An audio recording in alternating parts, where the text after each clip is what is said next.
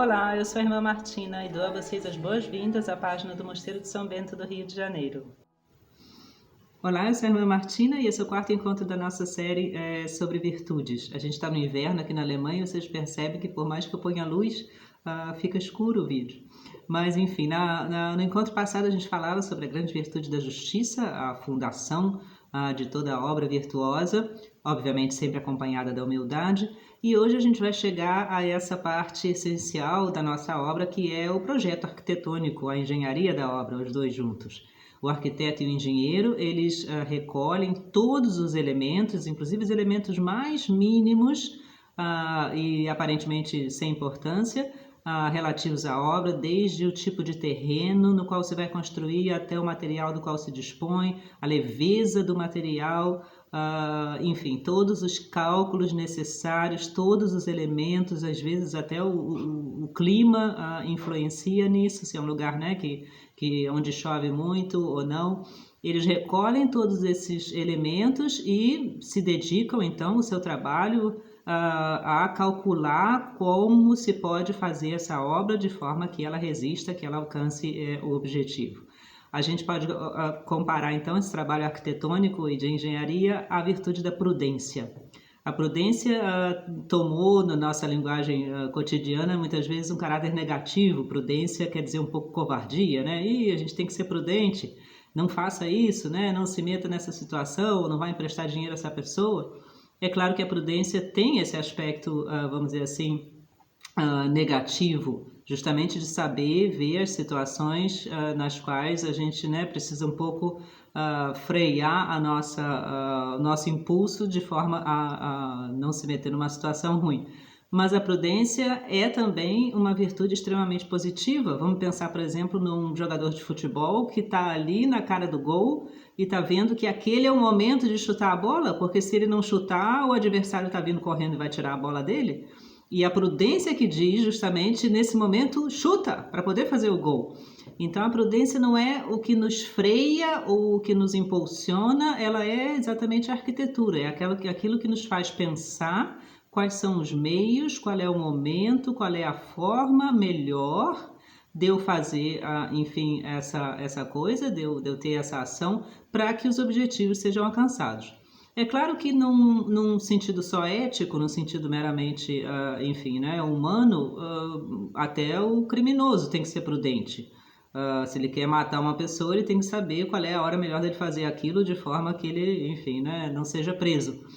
Na prudência como virtude cristã, prudência iluminada pela fé, como nós dizíamos no encontro passado, adquire então um parâmetro novo, que é o parâmetro justamente do bem, o parâmetro que Deus põe na nossa consciência e no nosso coração. Prudência se torna, como virtude, justamente a capacidade de pesar as circunstâncias e tomar uma decisão no sentido do bem, no rumo do bem, na direção do bem. O que é melhor eu fazer agora ou o que é melhor eu não fazer, para que o resultado dessa minha ação, seja ela qual for, seja um bem, seja algo que leve a pessoa e a mim mesmo e a sociedade em volta de nós na direção de Deus, na direção do céu.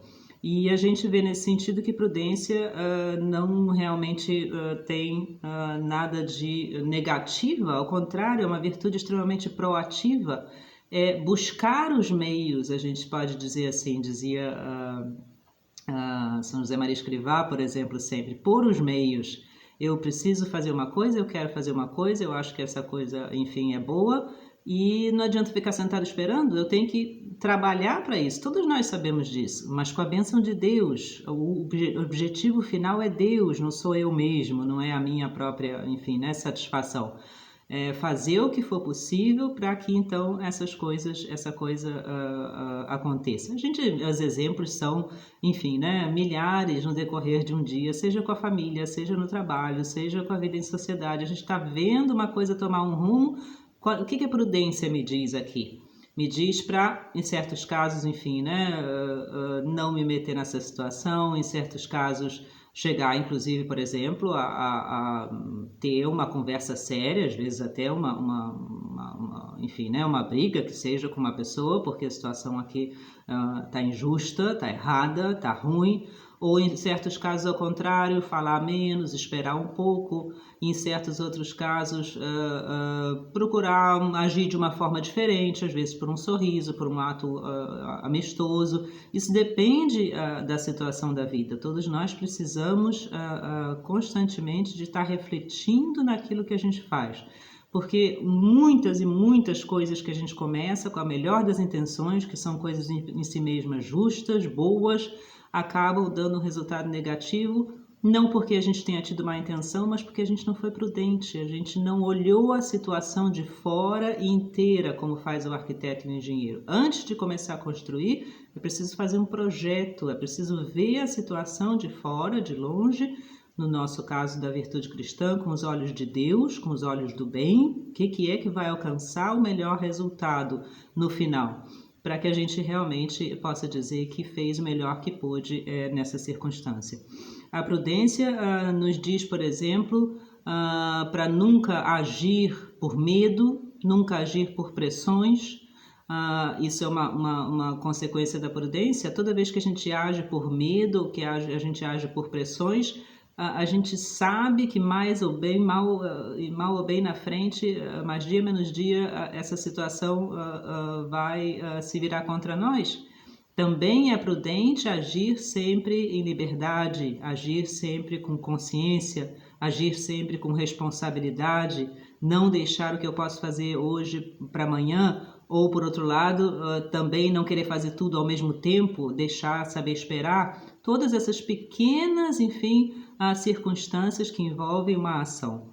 A prudência se refere também ao discernimento, justamente, a saber distinguir em cada situação o que é melhor, o que é pior, no sentido de Deus, no sentido do bem. A diferença, por exemplo, entre a boa medida e os exageros. Vamos pensar num casal, o marido gosta muito, né, de jogar um futebol e a mulher gosta muito de, enfim, né, conversar com as amigas. Isso tudo não é ruim, mas até que ponto eu não exagero isso egoisticamente de forma a causar um mal a outra pessoa, de forma a causar uma situação pesada, de forma assim injusto, por exemplo.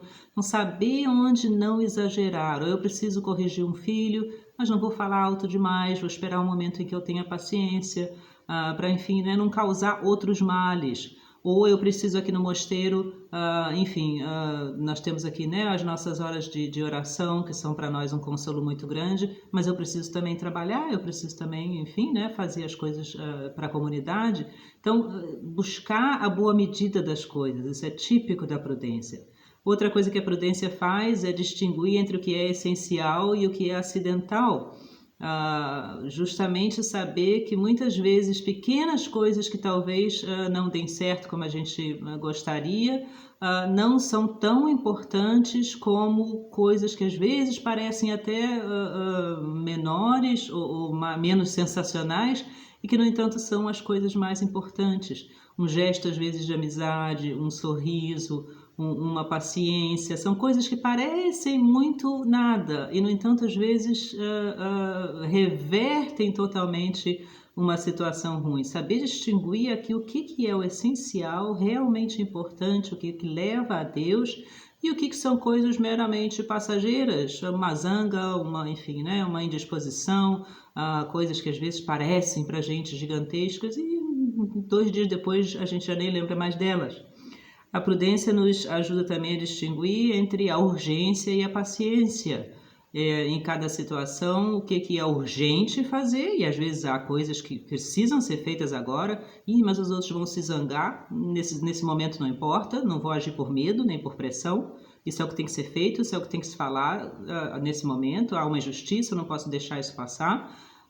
Não importa o que vão dizer, se, né, enfim, vão gostar, não vou gostar, o que é essencial aqui é isso. Ou a paciência, quantas vezes a gente precisa esperar, deixar que, enfim, né, as emoções abaixem um pouco para que a situação, então, se resolva. A prudência nos ajuda também a distinguir as várias áreas da realidade.